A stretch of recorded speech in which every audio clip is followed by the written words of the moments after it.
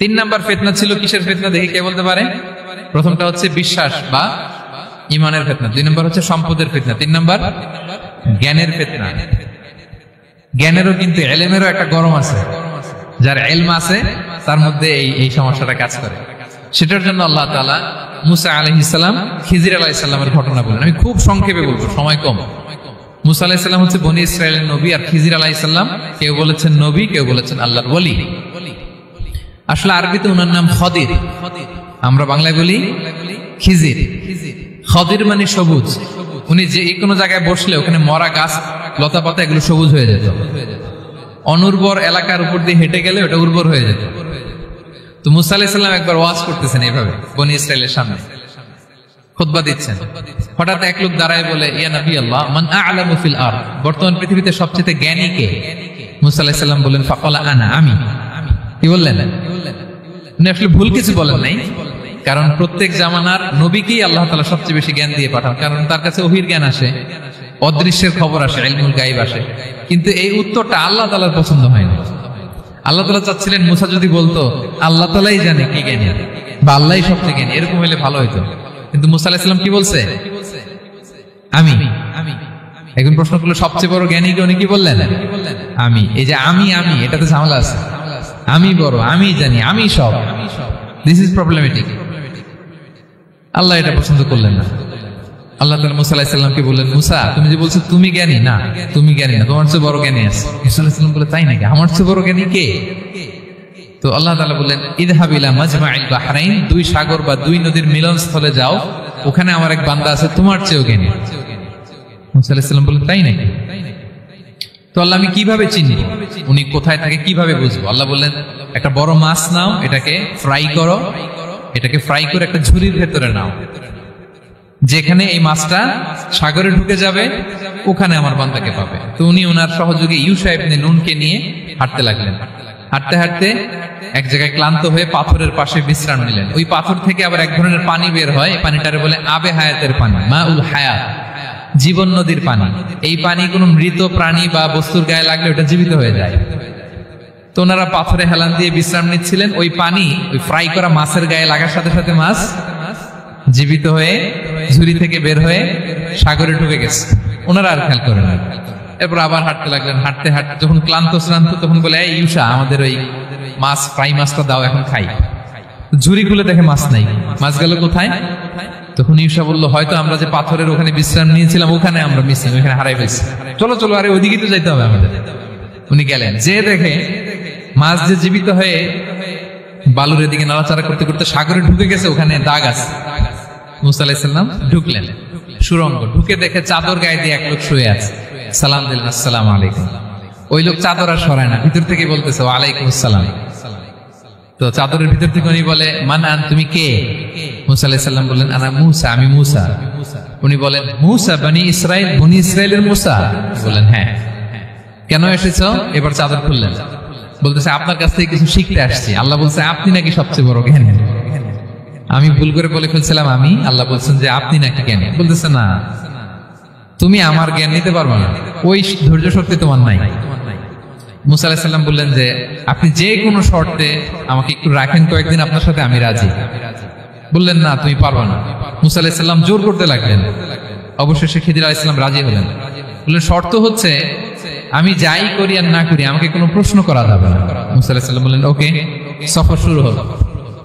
সামনে নদী, এক লোক তাদের নৌকা দিয়ে নদী পার করাই দিল। নদী পারাপারের পর খিজির আলাইহিস সালাম লাঠি দিয়ে নৌকার তলাটা ছিদ্র করে দিলেন। মুসা আলাইহিস সালাম বললেন, ইন্না লিল্লাহি, এটা আপনি কি করলেন? ওরা আমাদেরকে নদী পার করে দিল, আর যে ভাড়াটা আসছিল এটাও নিল না, আমাদেরকে সম্মান দেখালো, আপনি নৌকা ছিদ্র করে দিলেন। খিজির আলাইহিস সালাম বলছে, এই যে আমি বলছিলাম না তুমি ধৈর্য ধারণ করতে পারবো না, যাও তোমার রাস্তায়, তুমি আমার রাস্তায় নেই। মুসা আলাইহিস সালাম আবার ক্ষমা চাচ্ছেন যে, আপনি আমার ক্ষমা করেন, আমি তো ভুলে গেছি, আর প্রশ্ন করবেন। চলতে লাগলেন। হঠাৎ বাচ্চারা খেলতেছে, এক বাচ্চাকে ধরে হত্যা করলেন খিজির আলাইহিস সালাম। এবার তো মুসা আলাইহিস সালাম রেগে গেছে, আপনি করলেনটা কি? নিষ্পাপ ফুলের মতো শিশুকে হত্যা করলেন। খিজির আলাইহিস সালাম বলে, এই যে আমি জানতাম যে তুমি ধৈর্য ধারণ করতে পারবে না, তোমার রাস্তা এক, আমার রাস্তা এক, যাও। এবার মুসা আলাইহিস সালাম করজোর করতেছে যে, this is the last chance, একটা ফাইনাল চান্স দেন, একটা সুযোগ দেন, আর আমি প্রশ্ন করব না। এটাই লাস্ট।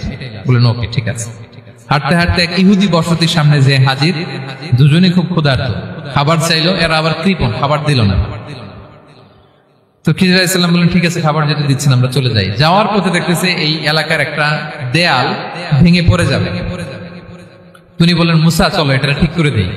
দুইজন মিলে প্রচন্ড ক্ষুধায় এটা সেটা এনে দেয়ালটা তৈরি করতেছে। মুসা আলাইহিস সালাম তো এমনি রাগী, পেটে আবার ক্ষুধা, আবার বলছে কিছু বলাও যাবে না। তিনি এবার প্রশ্ন করেন, বলতেছে ওরা এত কিপটামি করলো আর আপনি এটা করে দিলেন, আপনি তো চাইলে এটা টাকা নিতে পারতেন, পারিশ্রমিক নিতে পারতেন চাইলে।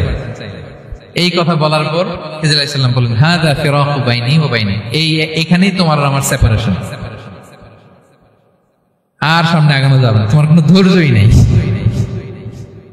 তো এতটুকু তোমাকে আমি বলি যে আমি একটাও আল্লাহর আদেশ ছাড়া করি নাই, আল্লাহর আদেশে আমি করেছি। কি? এক নম্বর হচ্ছে ওই যে আমাদের ভাড়া নিতে চাইলো না, আমাদেরকে পার করে দিল, নৌকাটা ছিদ্র করেছে, কারণ এই এলাকায় একজন জালিম বাদশা আছে, সে নৌকা পেলেই গরিব মাঝিদের নৌকা সিজ করে নিয়ে যায়। তো এটাকে যখন তলায় ছিদ্র করে দিছি, এই রাজার লোকেরা এসে দেখবে যে এটা তলা ছিদ্র, পানি ঢুকতেছে, এটা নিবে না, ওরা পরে সামহ এটা রিপেয়ার করে চালাইতে পারবে। মুসা আলাইহিস সালাম বলে সুবহানাল্লাহ, তাই তো, এটা তো আমি বুঝতে পারি নাই। আর ওই ছোট শিশুটাকে হত্যা করছি, ও অনেক বড় জালিম হবে এলাকা, তার ফিতনায় এলাকাবাসী তটস্থ থাকবে, সে তার মা বাবাকেও জাহান্নামে নেবে, এজন্য আল্লাহ তাআলা আদেশ দিয়েছেন আমাকে, আল্লাহর আদেশে আমি তাকে হত্যা করেছি। মুসা আলাইহিস সালাম বললেন তাই তো, এটা তো অনেক ভালো কাজ করছেন। তাইলে তো বলতেছে তাহলে ওইটা বলেন, খাবারও দিল না, এত কৃপণ, এদের দেয়াল কেন ঠিক করতে গেলেন আপনি? তখন তিনি বললেন যে আসলে এটা একটা ইয়াতিমদের ঘর ছিল, দুইটা ইয়াতিম শিশু, তাদের বাবা মা খুব ভালো ছিল, আর এই দেয়ালের নিচে আছে গুপ্তধন, এই দেয়ালটা পড়ে যাবে, এই গুপ্তধন তারা ছোট মানুষ নিতে পারবে না, এলাকাবাসী তাদেরকে বঞ্চিত করে নিয়ে যাবে। আমি দেয়াল গড়ে দিলাম যাতে করে তারা যখন প্রাপ্তবয়স্ক হয় নিজেদের সম্পদ নিজেরা বুঝে নিতে পারে। সুবহানাল্লাহ ওয়া বিহামদিহি। মুসা আলাইহিস সালাম বলে তাই তো, এগুলো তো আমি বুঝতে পারি নাই। তো এই ছিল খুব সংক্ষিপ্ত পরিসরে মুসা আলাইহিস সালাম খিজির আলাইহিস সালামের ঘটনা। তো রাসূল সাল্লাল্লাহু আলাইহি ওয়াসাল্লাম বুখারীতে একটা চমৎকার কথা বলেছেন, তিনি বলেছিলেন ওয়াদিদনা আন্না মুসা সাবার হাত্তা ইউকাসসা আলাইনা মিন আমরিহিমা। রাসূল সাল্লাল্লাহু আলাইহি ওয়াসাল্লাম বলেছিলেন এই আমার ভাই মুসা যদি আরেকটু ধৈর্য ধরতো তাহলে আরো কিছু অজানা তথ্য আমরা জানতে পারতাম। তো এখান থেকে, এই ঘটনা থেকে আমরা কি শিখলাম? প্রথম যেটা আমরা শিখলাম, জ্ঞান নিয়ে বড়াই করতে নেই, ঠিক কিনা? জানার কোনো শেষ নেই, জাননেওয়ালার উপরও জাননেওয়ালা আছে, জ্ঞানীর উপরও জ্ঞানী আছে। আপনি কিছু জেনেই মনে করবেন না আমি সব জানি, আপনার চাইতেও বেশি জ্ঞানী অনেকে আছে। অনেক সময় বক্তার চাইতেও শ্রোতারা অনেক জ্ঞানী। হয়তো এখানে এমন অনেক জ্ঞানী লোক আছে যার ধারে কাছেও আমরা কেউ নেই, হতে পারে। সো আমি সব জানি, এটা ভুল, এটা শয়তান বলে। এটা কে বলে? শয়তান বলে। আবু নাওয়াস একটা কবিতা লিখেছেন, ওয়াকুল লিমান ইয়াদঈ ফিল ইলমি ফালসাফাতান হাবাসতা শাইআন ওয়া গাবাত আনকা আশিয়াউ। কেউ যদি বলে আমি সব জানি, তুমি তাকে বৃদ্ধাঙ্গুলি দেখিয়ে বলো আপনি কিছুই জানেন না, আপনি অল্প কিছু জেনেছেন, জানার এখনো অনেক বাকি। তাহলে মুসা আলাইহিস সালামের এই ঘটনা জিজ্ঞেস করা হলো কে জ্ঞানী, উনি বললেন আমি জ্ঞানী। এরকম কি আমরা কখনো বলবো? না। সবচাইতে বড় জ্ঞানী কে? ওয়া ফাওকা কুল্লি যী ইলমিন আলিম। সবচাইতে বড় জ্ঞানী আল্লাহ তাআলা। সো জ্ঞান নিয়ে আমরা অহংকার করব না। দুই নাম্বার যে শিক্ষাটা আমরা পাই, ওই যে নৌকা দিয়ে পারাপার হচ্ছিল, তখন একটা চড়ুই পাখি এসে সাগরের মধ্যে মুখ দিয়েছিল। তো খিজির আলাইহিস সালাম বললেন মুসা তুমি কি চড়ুই পাখিটা দেখতে পাচ্ছ? হ্যাঁ দেখতে পাচ্ছি। চড়ুই পাখিটা যে সাগরে মুখ দিলে দেখতে পাচ্ছ? হ্যাঁ দেখতে পাচ্ছি। তখন খিজির আলাইহিস সালাম বললেন চড়ুই পাখিটা সাগরে মুখ দিয়ে পানি খাওয়ার পরে চড়ুই পাখির ঠোঁটে বা চঞ্চুতে যতটুকু পানি লেগে আছে, এই পানিটা হচ্ছে তোমার, আমার এবং মহাবিশ্বের আমাদের সকলের জ্ঞান। আর এই মহাসাগরের সকল পানি হচ্ছে আল্লাহ তাআলার জ্ঞান। আল্লাহ তাআলা বলেছেন ওমা উতিতুম মিনাল ইলমি ইল্লা কালিলা। আমি তোমাদেরকে একেবারে অল্প জ্ঞান দিয়েছি, একেবারে অল্প। এই রহস্যে ঘেরা এই মহাবিশ্বের অনেক কিছু আমাদের অজানা। প্রিয় ভাইরা, আমরা অনেক কিছু জানি না, আমাদের এই লিমিটেড নলেজে এগুলো ধরে না, তারপর আমরা জ্ঞানের বড়াই করি। আপনারা উপমাটা বুঝতে পারছেন? একটা নৌকা থেকে চড়ুই পাখি ঠোঁট দিয়ে পানি খাচ্ছে, পানি খাওয়ার পরে স্বভাবতই চড়ুই পাখির ঠোঁটে একটু পানি তো লাগবে। খিজির বললেন যে এই পানিটা হচ্ছে তোমার আমার পৃথিবীর সবার জ্ঞান, আর এই সাগরের বাকি পানিগুলো কার জ্ঞান? এবার বুঝতে পারছেন আল্লাহ তাআলার জ্ঞানের পরিধি। আমরা জ্ঞান নিয়ে যেন কখনো কি না করি, বড়াই না করি। জ্ঞান দুই ধরনের, একটা বাহ্যিক জ্ঞান, একটা অন্তর্নিহিত জ্ঞান। External knowledge, internal knowledge. আমরা যখন কোরআন হাদিস পড়ি আমাদের বাহ্যিক জ্ঞান অর্জন হয়। কোরআন হাদিস পড়লে আপনি জ্ঞানী হয়ে যান। এটা কোরআন হাদিস পড়তে হয়, এটা ডাইজেস্ট করতে হয়, এটার উপর আমল করতে হয়।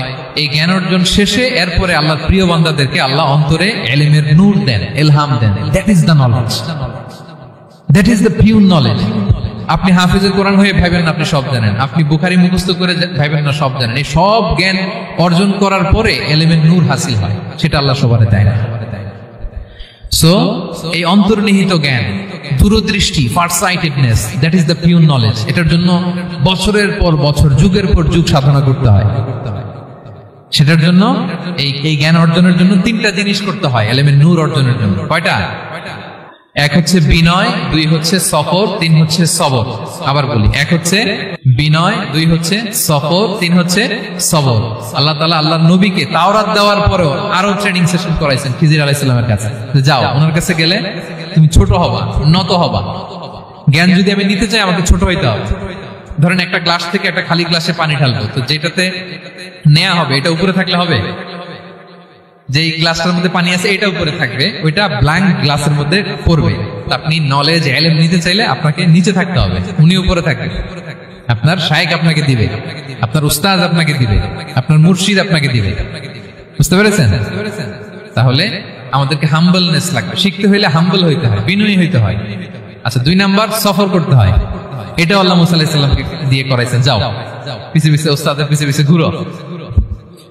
তো এজন্য সফর করতে হয়। এখন ঘরে বসে অনেক কিছু জানা গেল, উস্তাদের সান্নিধ্য লাগে, সফর করতে হয়। আমাদের ক্লাসিক আলেমরা হাদিস কালেকশনের জন্য শহরকে শহর সফর করতেন। এখনো আমাদের আলেমরা দেওবন্দে যায়, মিশরে যায়, মদিনায় যায়। এখানকার মালয়েশিয়ান স্টুডেন্টরা দেশে বিদেশে যে নলেজ অর্জন করে। সফর আপনাকে লাগবে। তাহলে বিনয়, সফর, 3 নম্বরে কি? সবর। ধৈর্যশীল হইতে হবে। দেখেন মুসা আলাইহিস সালাম বারবার প্রশ্ন করে ফেলতেছেন, বারবার ওয়াদা ভঙ্গ করতেছেন। এরকম করলে হবে না, ধৈর্য লাগবে।